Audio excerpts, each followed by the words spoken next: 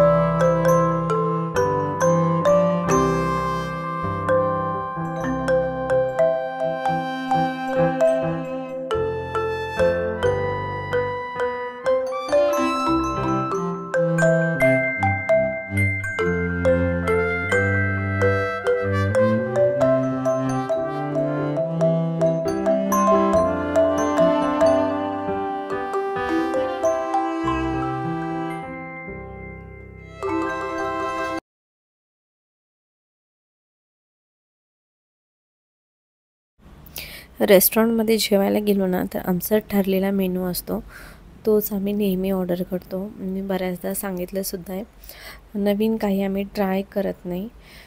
जे आम्हाला खावंसं वाटतं, जे आम्ही खात आलो आहे, तर तेच फूड आम्ही ऑर्डर करतो. तसंच नॉर्मली आम्ही सूप, रोटी, भाजी, राईस असंच मागवलं होतं आणि स्टार्टर वगैरे मागवलं होतं.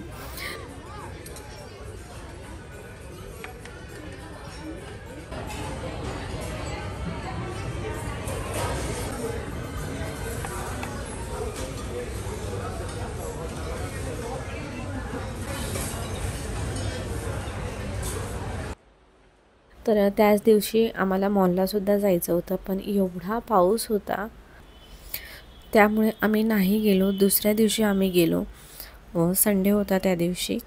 तर कारण मला खूप शॉपिंग करायची होती, मला त्यासाठी म्हटलं शॉपमध्ये जाण्यापेक्षा मॉलमध्ये जाऊया, कारण पाऊससुद्धा खूप आहे.